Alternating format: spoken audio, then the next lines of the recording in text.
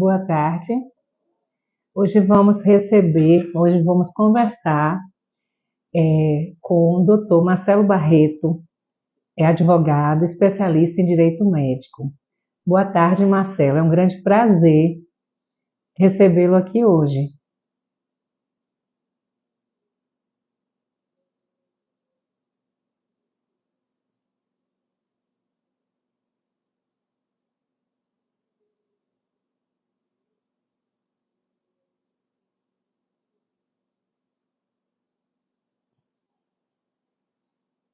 Entrou?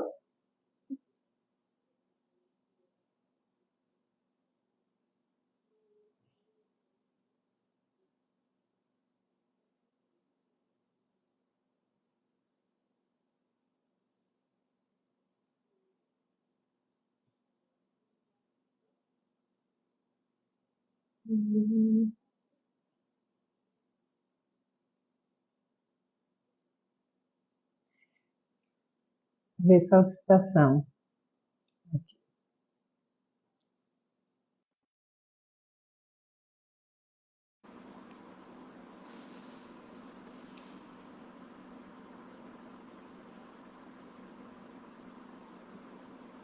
Boa tarde, Marcelo. Está conseguindo acompanhar a gente? Boa tarde, Tudo bom? tudo bem? Peço desculpas, houve uma barbeiragem minha aqui. Normal. Live é assim, né? Então, eu apresentei você, né? Que é doutor Marcelo Barreto, advogado, especialista em direito médico. E é um grande prazer estar conversando com você hoje. São muitos os assuntos. A gente Eu, separa. É uma live, está aberta. Mas a gente separou alguns temas que vieram da caixinha de perguntas. E separamos porque alguns temas se repetem muito. Então, recentemente saiu, né, uma nova lei, uma nova emenda, que foi de Romário, falando sobre o tempo, período de validade do relatório médico, laudo médico. Gostaria que você falasse sobre isso. pois não, doutora. Primeiro, muito obrigado pelo convite. É um prazer estar aqui com vocês, poder falar um pouquinho sobre o autismo e sobre todas as questões legais que envolvem o tema. Hoje em dia, nós temos determinações legais sobre a validade do laudo. Essa validade do laudo, embora existam normas que especifiquem muitas vezes um tempo determinado para ela, em verdade, o Poder Judiciário entende que a validade do laudo é a validade do tempo do tratamento que se especifica, ok? Então a norma não engessa nenhum tratamento. É sempre o médico assistente que determina o mecanismo e a forma do tratamento. Então, o tempo de validade dos laudos, em alguns casos, por exemplo, a ANS determinava um número de 30 dias para o laudo, 60 dias para o laudo, ou até um número de sessões. Esse engessamento, o Poder Judiciário retira esse engessamento para exatamente conferir ao médico a liberdade de adequar o tratamento e a validade do laudo para os casos de pessoas com espectro autista. Certo. Esse relatório, esse laudo também, ele é muito solicitado. Não só nessa parte médica, de convênios, ou de atendimento no SUS, mas também a escola solicita relatórios médicos. Às vezes também a gente encaminha essas pessoas para uma avaliação pericial no INSS. Também nessas situações, também não há uma validade, ou teria que ter um prazo. Como funciona isso? Bem, a detecção da doença ela é necessária para os tratamentos serem realizados, os benefícios serem atendidos ao paciente, ok? Quando isso ocorre, quando o laudo emitido detecta a presença do autismo da pessoa com espectro autista, essa é uma condição que já está definida. Não há uma determinação cíclica. Esse tipo de exigência ela é ilegal. Então, todas Ah, as muito bom vezes saber, porque a é, gente recebe esse tipo de exigência sempre. isso não é legal. Até porque essas dificuldades muitas vezes são criadas pelos planos de saúde, e isso acaba se tornando um ciclo muito complicado para a família, de o tempo todo estar tendo que provar que o seu filho é portador de espectro autista, quando, na verdade, não há uma necessidade de apresentação periódica desses laudos.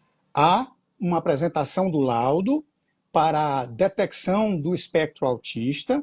Uma vez detectando que o paciente está nesta condição, existe todo um arcabouço legal de proteção, de tratamento, de inserção no meio, por exemplo, de ensino, de coberturas legais do plano de saúde. Então, não há necessidade de o tempo todo a família estar tendo que apresentar esses laudos. Esse é um pedido ilegal, esse é um pedido que não existe cobertura na norma.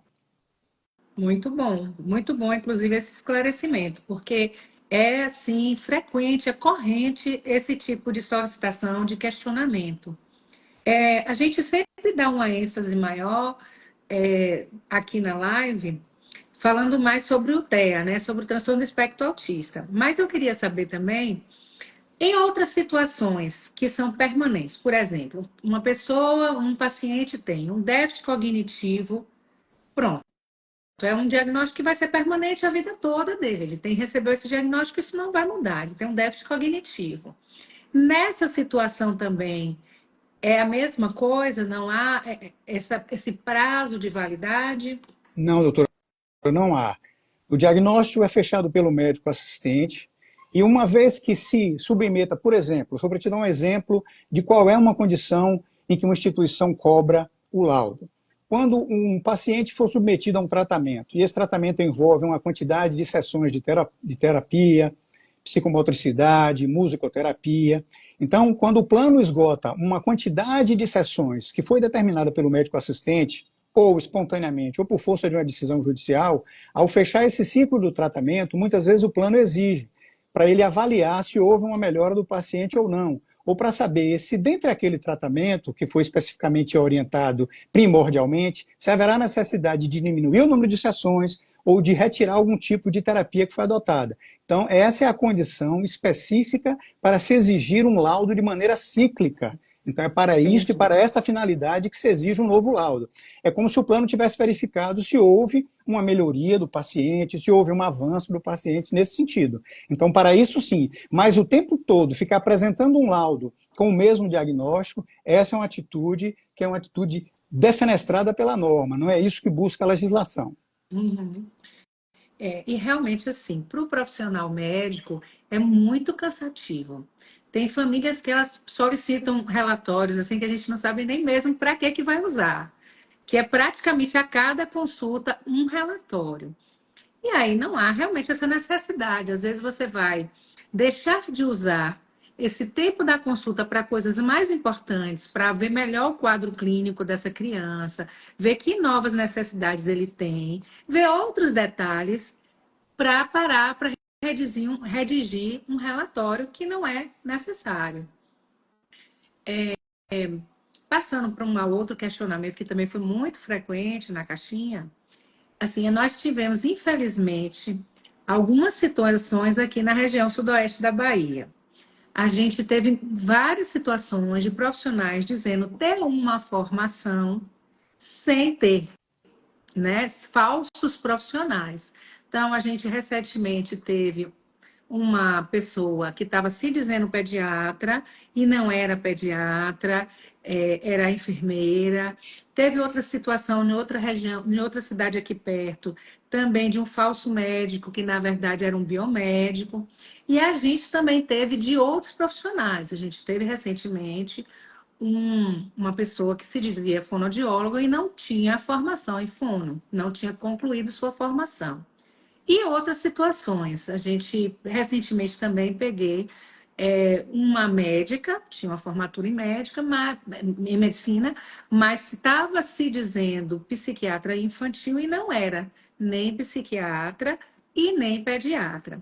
Então, vários pais trazem isso para mim sempre, em toda consulta, é frequente. Doutora, mas e aí?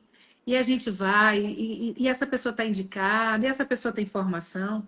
Eu precisava que você esclarecesse como essa população, como esses pais podem fiscalizar ver se realmente aquele profissional tem aquela formação que ele está alegando, que ele está dizendo que tem, e o que fazer numa situação de um profissional que não é o que está dizendo ser, né? Que não tem aquela formação.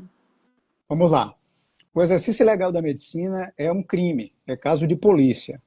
Existem situações na Bahia onde até mesmo algumas prefeituras elas contrataram profissionais que não eram médicos. Esses profissionais cometeram erros absurdos e as prefeituras responderão. E os órgãos que contrataram esses profissionais responderão. Em minha atuação, por exemplo, eu tenho alguns casos nessa linha.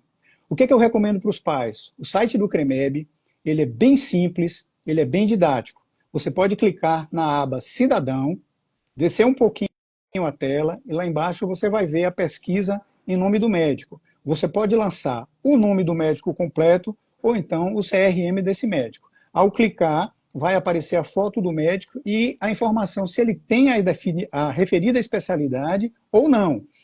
Então, esse é um dos mecanismos. Caso o paciente ou a família não tenha acesso ao site, peça para alguém fazer essa verificação, porque é simples. Em 1 minuto, você pode fazer a verificação no site do CREMEB. Verificando que o profissional que está atendendo não consta do site e que ostente a condição de ser médico sem selo, pode denunciar para a polícia, porque é um crime. Isso é crime. E é um assunto de muita seriedade. A Secretaria de Segurança Pública do Estado acompanha alguns casos, inclusive, com prisões em flagrante. Então, essa é uma situação que o cidadão tem que participar e tem que se conferir quem está atendendo, se tem, não, primeiro, se é médico, e segundo, se tem especialidade que alega ter. E constatando que não é médico, prestar uma queixa na polícia. Certo. No caso, é na Polícia Civil, né? Polícia Civil. Recentemente, uma mãe me procurou, né? Ela fazia acompanhamento comigo e algum local tinha encaminhado ela para o atendimento da sua criança com um psiquiatra infantil. E aí veio com uma prescrição de uma medicação que realmente eu sabia que não se usava para criança, que era de uso de adulto, uso psiquiátrico em adulto. E aí eu falei, não, mãe, vamos checar. Então, junto com ela, eu parei e a gente entrou no site do CREMEB, colocou pelo nome, colocamos pelo CRM, buscamos. E realmente apareceu lá. A pessoa não tinha formação que alegava ter. Ela não era psiquiatra infantil. Ela era médica, mas ela não era psiquiatra infantil. E eu acho que realmente tem que ter bastante cuidado, porque era uma prescrição inadequada, né? Inclusive para essa criança. E tem outro aspecto, doutora, que é importante falar. Como o paciente com espectro autista, ele depende de um cuidado da família, pode ser caracterizado uma negligência do pátrio poder, deixar que seu filho seja atendido por um profissional sem se certificar sobre a qualidade do profissional, sobre se esse profissional é médico ou não, e saber se esse profissional tem a especialidade que ele alega ter para você colocar seu filho para ser atendido por esse profissional. Então, isso é um cuidado dos pais. É um dever da paternidade, é um dever do pátrio poder realizar esse tipo de verificação prévia. Excelente colocação. Excelente, realmente. Até porque tem que pensar sobre isso. Existem situações em que os pais não estão mais juntos e que a situação muitas vezes é uma situação de belicosidade, né? São casamentos que terminam. E eu já vi determinados pais usarem situações em que a mãe cometeu um determinado erro no tratamento do seu filho e isso ter sido alegado contra ela. Então, em situações dessa natureza, e até mesmo da proteção do seu filho, todo cuidado é pouco. É importante se certificar desse tipo de informação para você não ser induzido ao cometimento de um erro. Erro esse que terá como vítima o seu filho. Sim. Em outras situações, não só no exercício da medicina, mas no exercício de outras terapias, por exemplo, fonoaudiologia, terapia ocupacional, fisioterapia, psicologia. Como essa família também checaria esses dados dessas pessoas que estão atendendo seu filho? Pronto. Cada profissão tem o seu conselho regional, que é onde existe o regramento, onde existem os julgamentos, existem as normas que regulam aquela profissão. Eu não sei dizer para a senhora sobre a acessibilidade dos sites, ou se os sites têm melhor ou pior condição do que o de medicina, mas Havendo dificuldade em acessar o site para conferir o nome do profissional, eu recomendo que esses pais entrem em contato com o órgão de classe para que seja feita essa verificação, quer ligando, quer encaminhando e-mail, para checar se essa pessoa possui, de fato, o exercício, a carteira profissional para o exercício de sua profissão, quer seja de fisioterapeuta, quer seja de fono e outra profissão também. Um outro aspecto também que a gente tem vivenciado, hoje se fala muito, não que seja exclusivo esse tratamento para autismo, mas um dos tratamentos mais comumente usados hoje é a terapia ABA. E a gente tem visto realmente alguns profissionais alegando, dizendo que tem formação em ABA, mas sem ter. Então, assim, não isso já é uma observação minha como médica. Não há nenhum desmérito, nenhum problema em a família questionar e pedir para ver a certificação daquele profissional. Afinal de contas, é um serviço que está sendo pago, é um atendimento para seu filho, né, ou para seu familiar, mesmo que não seja filho, que está sendo feito. E a gente tem que entender que, mesmo a terapia, quando ela não é feita adequadamente, quando ela é mal feita, sim, ela pode trazer inconvenientes, ela pode atrasar o desenvolvimento da criança, do adolescente, e ela pode até mesmo fazer que regrida o que ele já tinha ganho. Ele já estava tendo alguns ganhos, estava desenvolvendo e ele regredir, porque ele está sendo submetido a uma terapia inadequada, seja ela qualquer tipo de terapia. Então, eu sempre coloco para os pais realmente eles precisam ser ativos na fiscalização, no acompanhamento da sua criança, do seu adolescente ou até mesmo do adulto. Isso também, doutora, aproveitando essa oportunidade que a senhora criou, isso também vale para as escolas. Os acompanhamentos que são feitos pelos estudantes para o paciente com espectro autista não pode ser realizado por estagiário e nem por pedagogos que não têm especialidade nessa área. Então não adianta pura e simplesmente a escola disponibilizar um profissional sem o devido treinamento, inclusive sem os cursos de capacitação para as crises disruptivas. Todas essas questões são essenciais no trato da pessoa com espectro autista. Então, os pais devem gastar um pouco de energia para verificar, não só em relação ao tratamento, verificando se os profissionais têm os treinamentos específicos, fazem parte de uma instituição que tem as certificações dos cursos e das capacitações, assim como as escolas. Verificar se os acompanhamentos que são feitos nas escolas são de profissionais que têm este preparo. Sim. Inclusive, recentemente, ali em Jiquié, nós tivemos um problema sério. Uma criança com autismo, transtorno do espectro autista grau 3, ela se machucou muito feio na escola, porque ela correu e se jogou numa grade da escola. E houve toda assim, uma revolta mesmo dos pais, da população, porque a escola deu uma justificativa muito, muito pobre, né? Dizendo, não, mas aí, no momento que o cuidador se distraiu, ela correu e se jogou. E não é assim, né? A escola também tem que arcar com a responsabilidade de manter a integridade dessa criança, a segurança dessa criança. Um outro aspecto que eu acho importante falar é que os pais têm que acompanhar. Terapia não é assim, eu chego, encontro, entro na clínica, deixo o menino lá e saio, vou passear, ou vou fazer outra coisa, ou vou trabalhar. Não, não é assim. Para a terapia funcionar, os pais têm que estar acompanhando, os pais têm que serem treinados para fazer todo aquele cuidado, tratar a criança daquela forma adequada, repetir aquelas atividades em casa para a criança internalizar e aprender. E esses pais têm que também estar observando como que essa criança fica. Tem detalhes que todo mundo deveria saber, mas que a gente não custa nada relembrar. A gente que tem uma criança pequena, uma criança, inclusive, principalmente as que não falam, a gente tem que olhar se essa criança está chegando com algum machucado, se essa criança fica apavorada e não quer entrar na sala da terapia. Claro, inicialmente, no período de adaptação, eles choram muito, eles não querem ficar, eles não querem se desgarrar dos pais, mas após um tempo de adaptação, essa criança tem que começar a aceitar essa terapia, a ficar sozinha com o profissional na sala.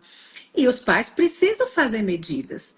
Um aspecto importante é que, sim, nesse caso, eles têm que pedir relatórios. Um relatório pontuando, nesse ponto, ele estava fazendo tais atividades, ele tinha aprendido tais atividades, daqui a 6 meses após, ele está apresentando essas outras, ou seja, mostrando que houve evolução.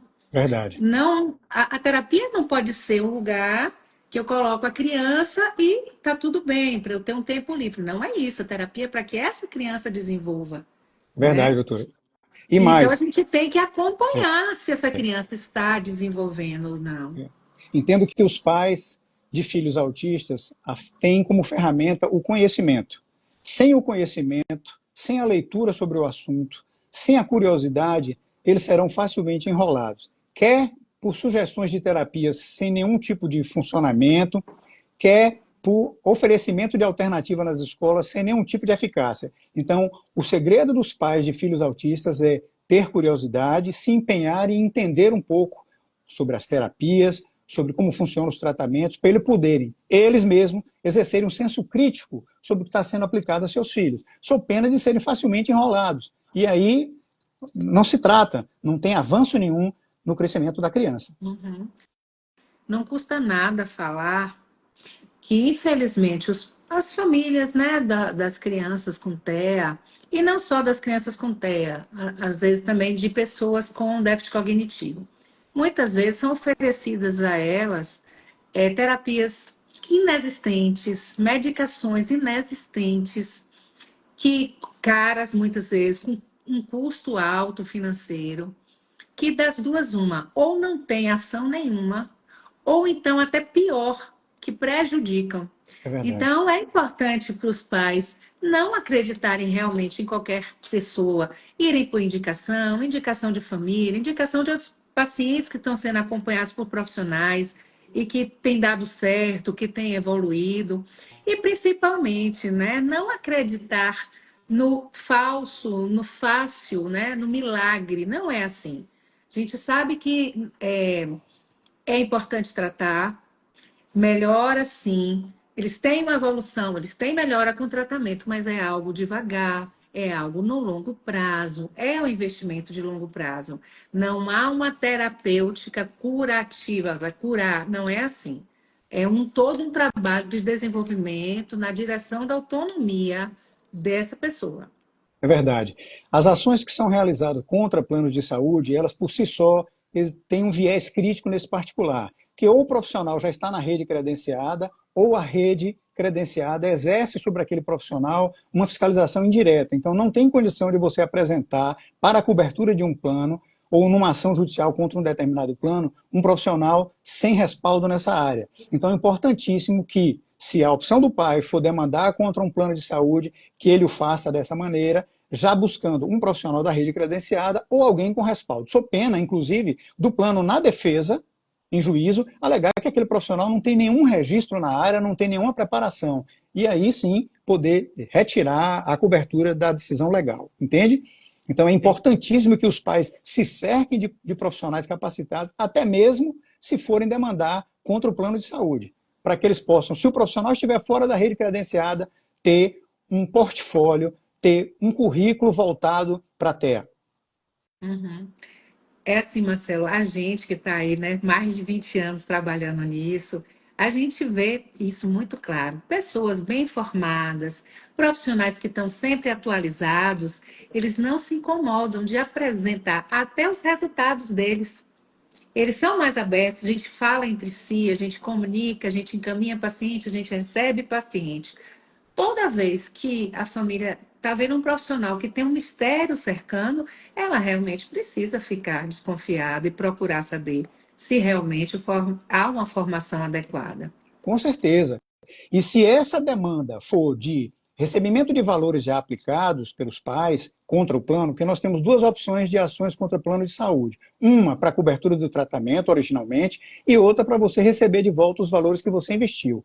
Tanto num quanto no outro caso, o setor jurídico do plano de saúde quererá saber quem é o profissional qual a dinâmica utilizada, qual o método utilizado para se poder verificar se ele pagará ou não aquele tratamento. Então é de fundamental importância que, se for realizar a opção de fazer o tratamento do seu filho para receber o valor do plano de saúde, que é também um caminho a ser seguido, encontre um profissional com respaldo para que depois esse valor venha até você, através do plano de saúde.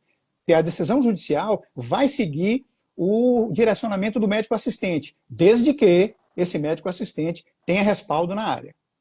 Entendo.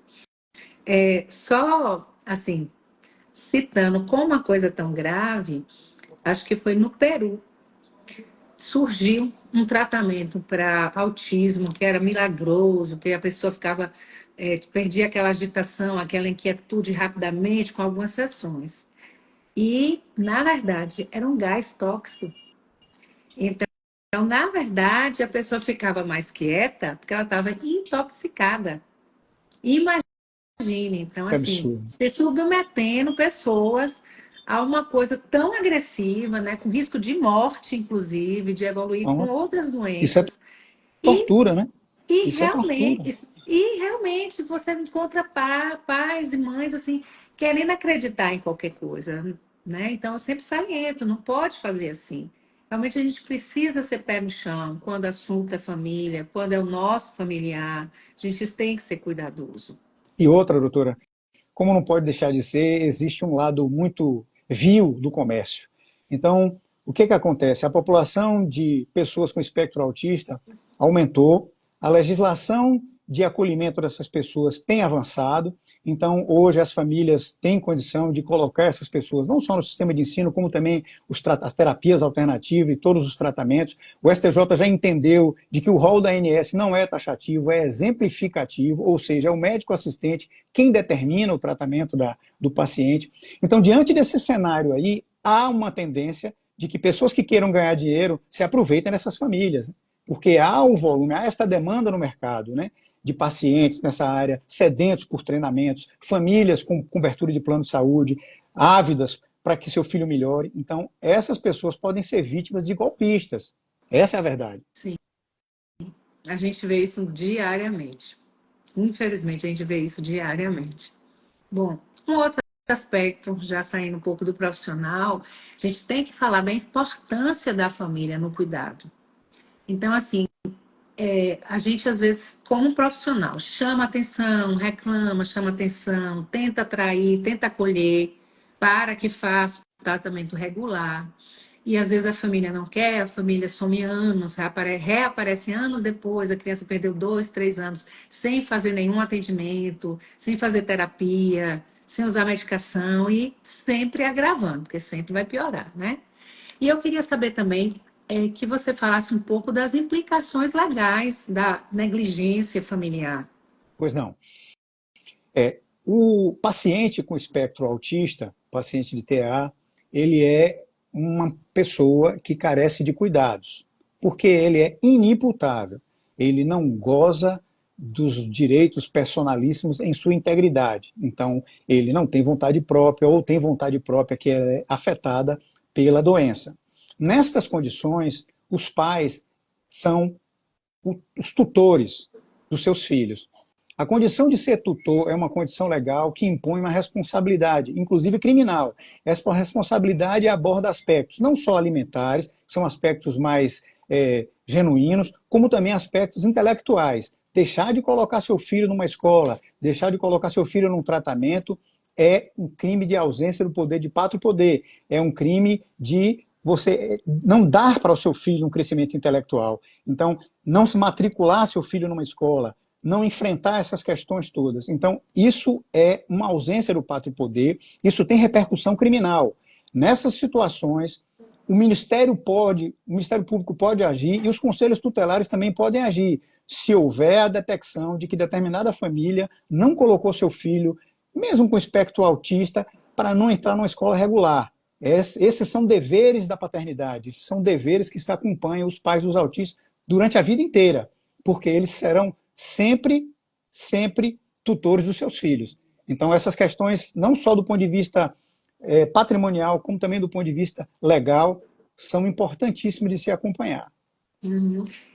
Então, as instituições, né, que podem ser acionadas é o Conselho Tutelar, o Ministério Público. Exatamente. Quando é que essas situações são mais acirradas, doutora? Quando o casal tem uma desinteligência, quando o casal está em crise, ou está vivendo uma situação de divórcio. Aí, muitas vezes, alguém da família de um ou de outro, isso já aconteceu com meus clientes, denunciam para o Ministério Público ou para o Conselho Tutelar, indicando esta ausência de cuidado. Ao se abrir uma queixa dessa, a pessoa, para começar a se defender, tem que contratar advogado, é uma dor de cabeça terrível, sem falar que essa pessoa pode, inclusive, ser condenada. Se provar que houve uma negligência dela na atenção do seu filho, o pai pode ser condenado. E perder a guarda. E perder a guarda do seu filho. Se isso for uma situação grave, se ficar detectada a falta de cuidado, corre o risco de perder a guarda do seu filho. Um outro aspecto que eu acho importante também falar é o seguinte: a escola é uma parceira, ela precisa ser uma parceira. Então, ela entra com cuidado, com a inclusão escolar, ela entra com o cuidador. Mas a escola não é depósito de criança. Então, às vezes, você vê famílias que elas não querem medicar a criança, que elas não querem colocar a criança na terapia, elas se empurram para a escola e falam, mas o problema está na escola. E não é assim. A família tem que assumir seu papel, a escola também, o poder público também, o profissional de saúde também, cada um com sua parte. Verdade. Mas a escola não é, ela não pode ser forçada a ficar com uma pessoa agitada, agressiva, colocando risco para os outros alunos que os pais estão se recusando a tratar, não é isso? Verdade. Até porque, doutora, não cabe à escola a realização de tratamento. A escola, ela serve para educar. Então, é neste particular que as ferramentas da Lei de Diretrizes Básicas da Educação servem. Não se confunde a pedagoga, a psicopedagoga com o terapeuta, com os tratamentos. São coisas distintas. Uma é questão de conhecimento, uma é questão didática, outra é questão de saúde, de tratamento.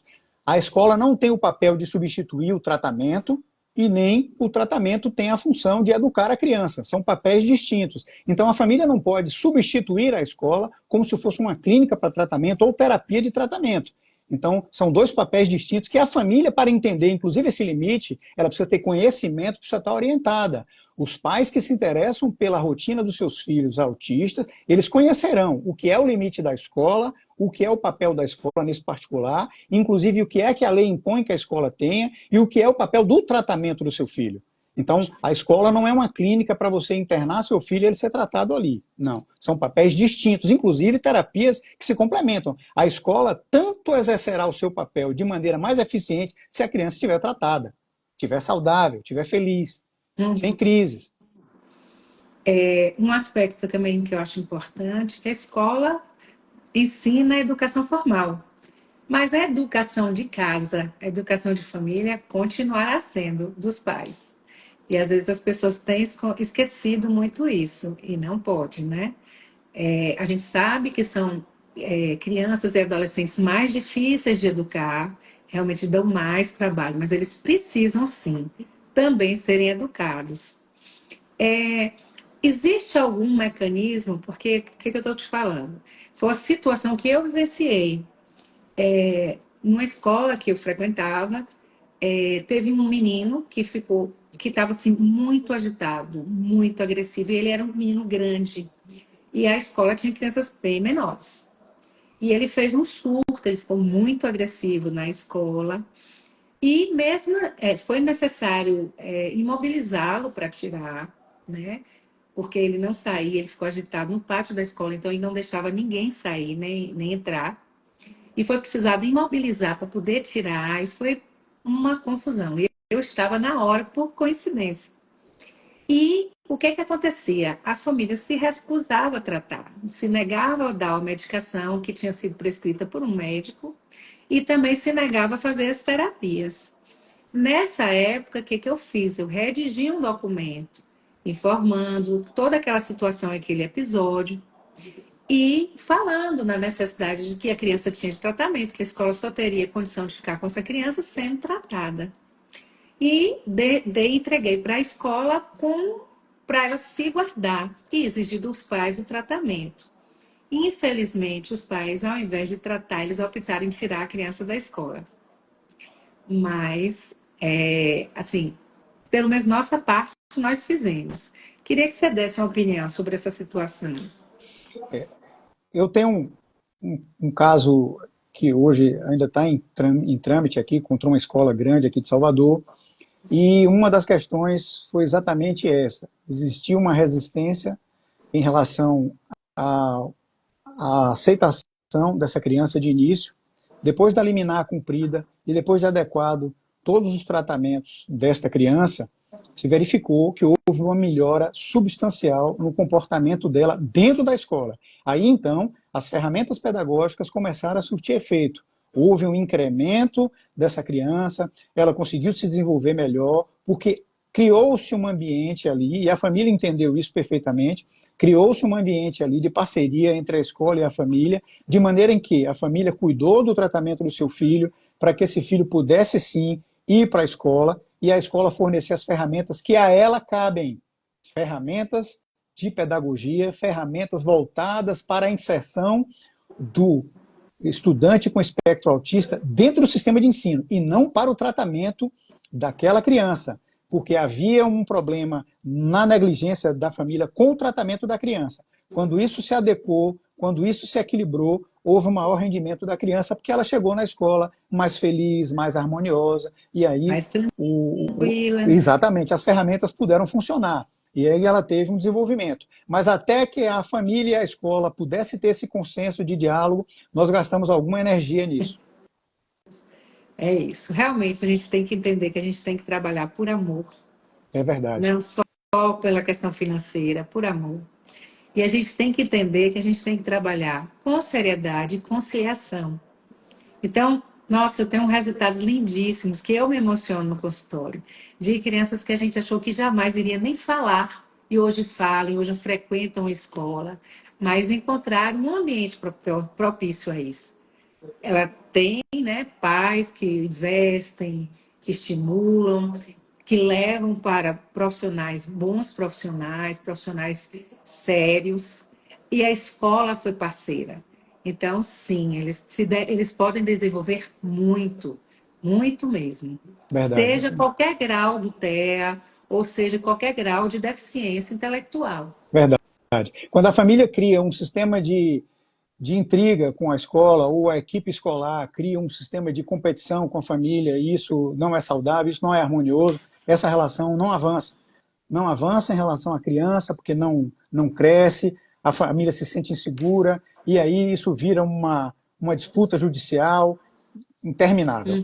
Então, eu sempre recomendo que haja um diálogo, que haja uma abertura de conhecimentos, que haja uma necessidade de se acomodar os interesses, e que, claro que a lei está aí, dizendo tudo, os advogados de ambas as partes saberão ler, saberão dizer quais são as ferramentas, mas essas ferramentas, para serem cumpridas de maneira harmoniosa, precisa haver um clima de paz entre a família e a escola. Uhum. Um outro aspecto também que você falou assim dos pais separados, infelizmente a gente vê algumas famílias jogando, né, usando a criança como instrumento para agredir o outro. Mas tem muitos que não fazem isso. Eu tenho diversos pais separados, que eles já são separados, não querem reatar o casamento, mas eles acompanham juntos a criança. Então, eles vêm na consulta juntos, ou então ou alternam, vem uma vez, vem um outro na outra vez. Então, assim, vamos inclusive aplaudir, né, quem está fazendo certo. Com certeza. Hoje, o Poder Judiciário da Bahia, ele tem um núcleo chamado SAOF. Esse núcleo, ele esgota todas as possibilidades de diálogo entre pais, com psicólogos, com assistentes sociais. Então, um trabalho muito bonito tem sido feito no Poder Judiciário da Bahia, no sentido de tentar acomodar os interesses dos pais quando a vida dos seus filhos está em jogo. Então, eu sinto, e muitas vezes, o esforço de juízes no sentido de acalmar os ânimos e fazer com que os pais entendam que o patrimônio ali é um patrimônio deles dois, que é o filho deles, que tem um futuro pela frente, quer seja ele portador de TEA, quer seja ele portador de qualquer outro tipo de neurose, muitas vezes alimentada pela divergência entre os pais. muitas vezes fruto dessa neurose, muitas vezes fruto de uma própria convivência ruim, doente. Então, hoje o Poder Judiciário gasta uma energia imensa no sentido de que os pais tenham a capacidade de compreensão de a condução da vida dos filhos, através de guarda compartilhada ou não, ela é harmoniosa, ela precisa ser harmoniosa. Uhum. Bom, vou pegar aqui algumas perguntas que estão aqui Pois surgindo. Quais são as medidas que a família pode tomar caso não esteja conseguindo tratamento, terapia na sua cidade? Eu acho nesse caso aqui é muito mais específico, falando mais da rede SUS. Que a não. gente atende, não sei se você sabe, Vitória da Conquista é um Sim, centro. Então a gente atende todo o entorno de muitas cidades de diversos tamanhos. Então, certo. essa pergunta aqui é muito dessa população que vem de fora, que não está tendo o acesso às terapias via SUS. Pois não. As demandas judiciais, quer seja contra planos de saúde, quer seja para tratamentos alternativos, mesmo no SUS, não cobrem as despesas de deslocamento, não cobrem as despesas de hospedagem dos pais. As medidas judiciais estão adstritas à lei que cobre o tratamento. Então, infelizmente, se houver necessidade de algum tipo de terapia, algum tipo de tratamento que seja feita noutra comarca, esta cobertura não engloba o deslocamento nem a hospedagem dos pais, caso seja necessário fazer um tratamento no outro centro. Aí, o que eu recomendo é que verifiquem se a prefeitura existe algum tipo de fundo, se existe algum tipo de associação com recursos destinados a esse tipo de tratamento no seu município, para que seja feita a cobertura dessas despesas. Porque elas, quando você vai para o Poder Judiciário, elas estão adstritas ao tratamento propriamente dito.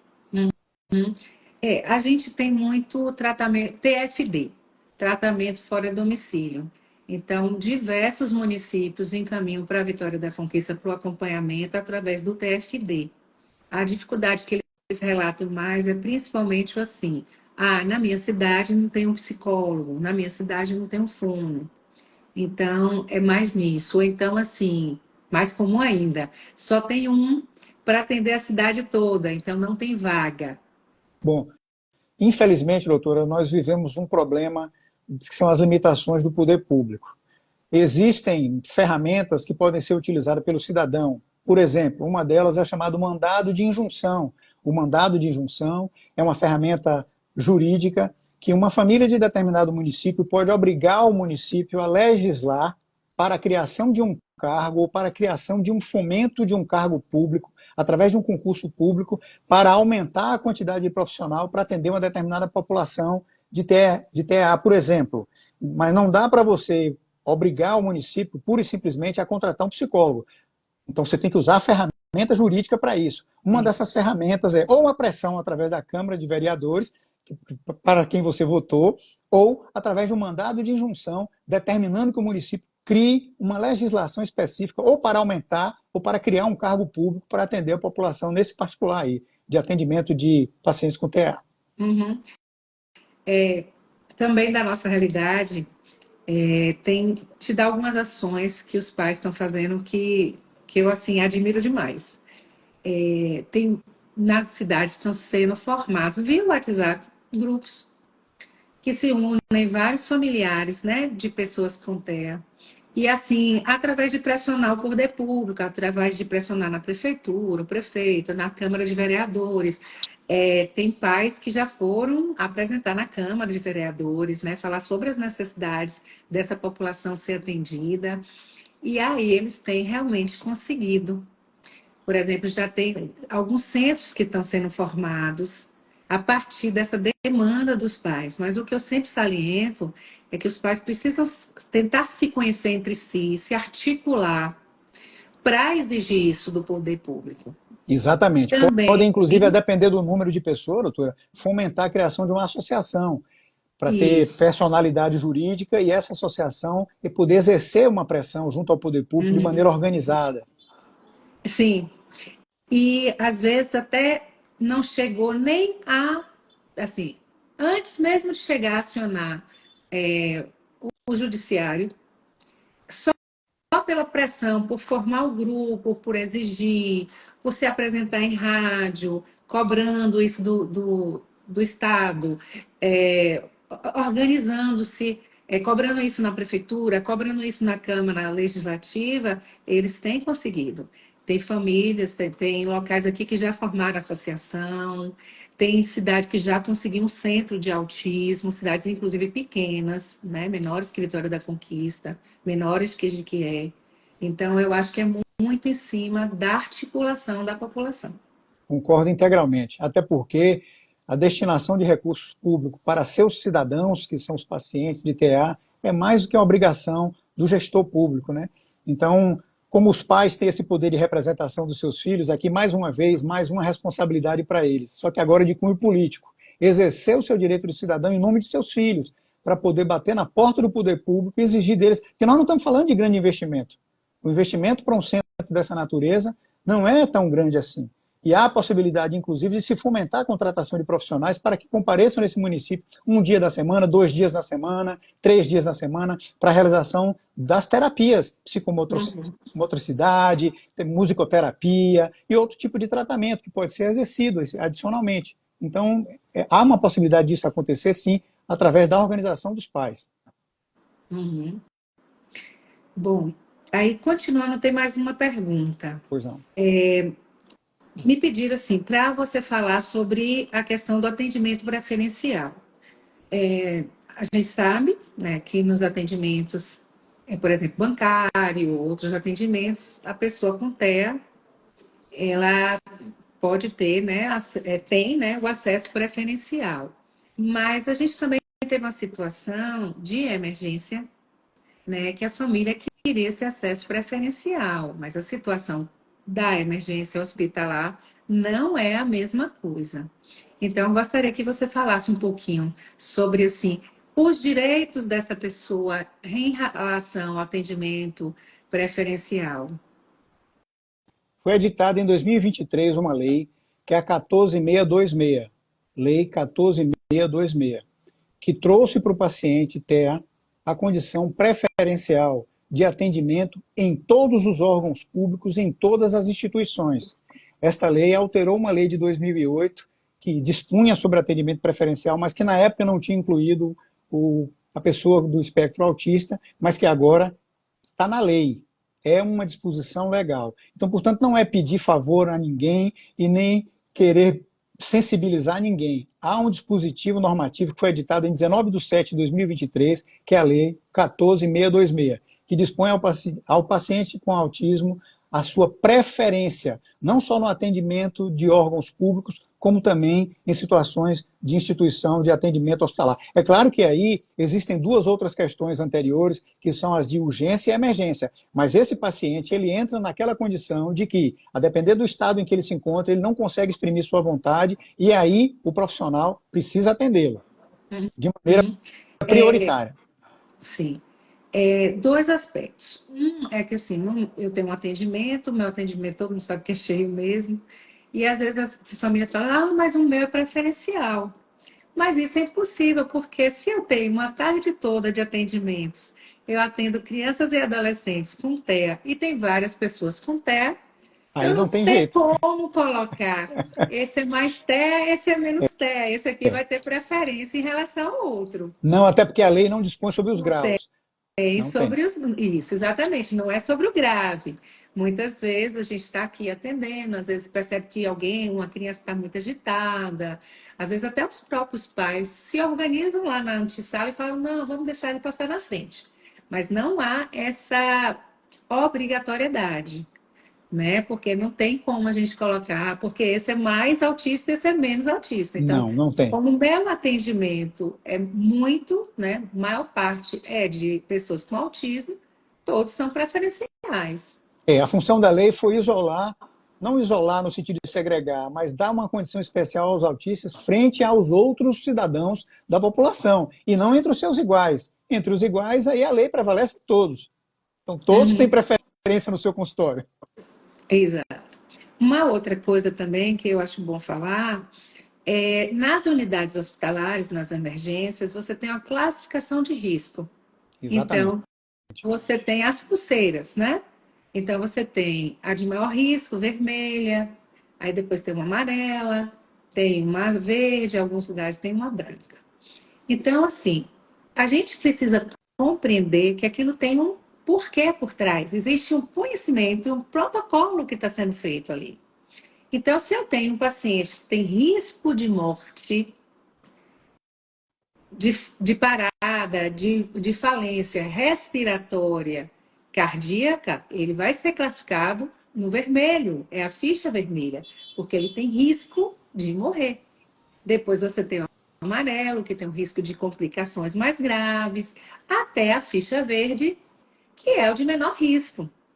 Então, eu não posso chegar na emergência de pediatria e ter uma criança que está em franca insuficiência respiratória, sem conseguir respirar, com risco de morrer. Eu não posso pegar essa criança e colocar após uma criança com TEA que esteja só gripada, por exemplo. Jamais. Inclusive, doutora, Então, a essas gente leis elas tem não que se chocam. entender isso. Essas leis não se chocam.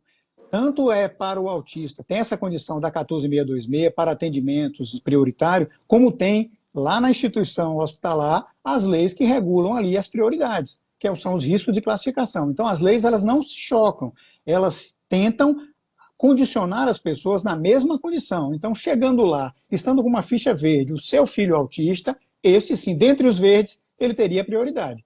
Não ultrapassando Exatamente. a condição dos outros. Exatamente. Acho que é isso que eu realmente acho importante a gente colocar nessa live. A lei não tem a função de subverter uma outra já existente. E nem tem, jamais, a função de colocar em risco a vida de ninguém. A lei tenta criar um ordenamento de atendimento, dando para umas pessoas, pela sua condição especial, um atendimento frente a outras, mas na mesma condição. Se houver ali alguém com risco de vida ou com uma classificação diferente da sua, é óbvio que essa pessoa vai ser atendida na sua frente. Cabe aí uma compreensão dos pais, porque se trata de vida, né? Uhum. Bom, repetir um pouco aqui, mas assim, então, perguntando assim, sobre plano de saúde. Vamos Às lá. vezes os pais se deparam com situação assim. Criança já teve o diagnóstico, já tem seu relatório lá completo, informando o grau, informando tudo, informando o que ele precisa. E aí o plano faz assim, um mecanismo de cansar essa família. Então, tem um relatório, ele pede outro relatório. Tem um relatório, ele pede uma solicitação, que geralmente vem assim: discriminar 10 sessões de tal coisa, 10 sessões de tal coisa mensal. E às vezes tem planos que falam: não, ele não pode, aqui a gente não tem como oferecer 10 sessões no mês. Aqui a gente só pode oferecer 5. E aí a família fica nessa, né, dificuldade. Vamos lá. O plano de saúde, ele delimita as doenças que serão tratadas. Ele não determina a forma como a doença vai ser tratada. Então, quem determina a forma de tratamento é o médico assistente. Então, se o tratamento tem reconhecimento nacional, se o tratamento é um tratamento sério, se o tratamento é um tratamento objeto de estudo científico, tem comprovação científica, os planos de saúde não podem impedir a realização desse tratamento, sejam quantas sessões forem. Então, não há legalidade, primeiro, na exigência da quantidade de sessões, quem determina isso é o médico assistente. Então, se o plano se nega à realização de um tratamento estipulado pelo médico assistente, quer seja ele credenciado ou não, essa família deve, primeiro, se quiser, procurar a ANS e fazer uma queixa na ANS. Sim. Existe um site que disponibiliza essa reclamação, pode ser feito de maneira singela, os pais entram, faz essa primeira reclamação.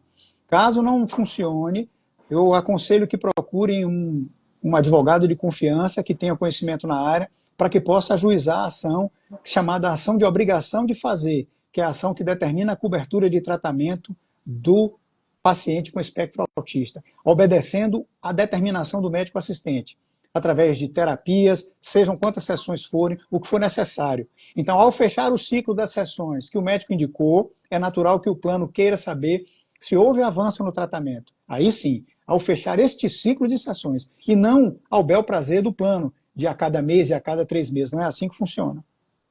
Uhum. Recentemente, inclusive, teve duas famílias, duas mães, que elas participam de um plano, e aí tinha um médico lá. Eles descredenciaram esse médico e aí encaminharam para um outro profissional, e elas foram cuidadosas. Elas foram até a consulta, realmente não gostaram do atendimento do profissional, achou que ele não tinha, assim, o jeito do neuropediatra. E aí elas foram investigar, e esse profissional não tinha essa formação, e elas fizeram denúncia. Elas fizeram denúncia e o plano foi obrigado. E elas começaram a acompanhar aqui na Clínica Sonesb, porque aqui a gente tem a minha formação e tal. E, Mas foi a partir dessa denúncia dessas duas mães. e é importante também, e esse é o entendimento do Poder Judiciário, quanto mais tempo o médico está tratando o paciente com espectro autista, mais chance de sucesso nesse tratamento esse profissional tem, pela relação que já desenvolveu, não só com o paciente, mas também com a família. Isso cria um ambiente de harmonia que potencializa o tratamento. Então, os pais devem priorizar os profissionais que estão acompanhando seus filhos há mais tempo, ainda que o plano negue a cobertura do tratamento com esse profissional, indicando um outro. Mantenha o seu profissional, mesmo fora da rede credenciada, busquem amparo no Poder Judiciário e serão atendidos. Muito bom. Deixa eu dar uma olhadinha se tem alguma pergunta que a gente passou. Pois não. Dá uma olhadinha aqui, Tina. Só falando um pouquinho, tem algumas pessoas que fizeram perguntas, mas que não são do assunto de hoje, tá, gente?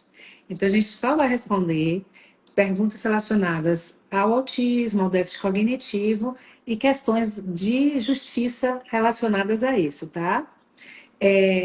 No Instagram aqui da clínica tem outras filmagens, tem outros podcasts que fala sobre questão da necessidade da avaliação genética, fala também do atendimento odontológico. Então, na própria página, né, da Sonesb tem isso também, tem outros temas que vocês podem olhar. E a gente vai dar continuidade aí o ano todo. Então, talvez o assunto, o próximo contemple, tá bom? É por isso que algumas perguntas a gente não está respondendo, porque elas fogem demais do assunto. Não? Só isso? Pronto, é mais só isso mesmo. E você quer concluir, Marcelo? Quero. Foi excelente, assim, Eu quero muito. sim. Nossa, me tirou muitas dúvidas. Muito obrigada. Vamos lá. Eu quero conclamar os pais que possuem filhos com espectro autista que tenham a noção do exercício de sua cidadania. Exercer a sua cidadania, cuidar bem do seu filho, inteirar-se das legislações, procurar estudar um pouco mais essa situação que vocês vivem. Isso dará para vocês maior amplitude para conferir, inclusive, a seus filhos mais conforto, maior crescimento. Não se escondam do problema, enfrentem o problema. Hoje existem núcleos de conhecimento, sites que vocês podem consultar. Busquem se organizar, me coloco à disposição de vocês e de você, doutora, que é um prazer, me estou à disposição sempre que quiser, sempre que precisar. Não há outro caminho a não ser esse. O caminho para nós trazermos o paciente do espectro autista para a sociedade é o conhecimento. Não só o conhecimento da família sobre o problema, mas a família lidar com profissionais com mais conhecimento. Não tem outro caminho. Muito obrigada, viu? Foi esclarecedor demais. Eu que agradeço a oportunidade. Conte sempre comigo. Um abraço. Outra, doutora. Tchau, tchau.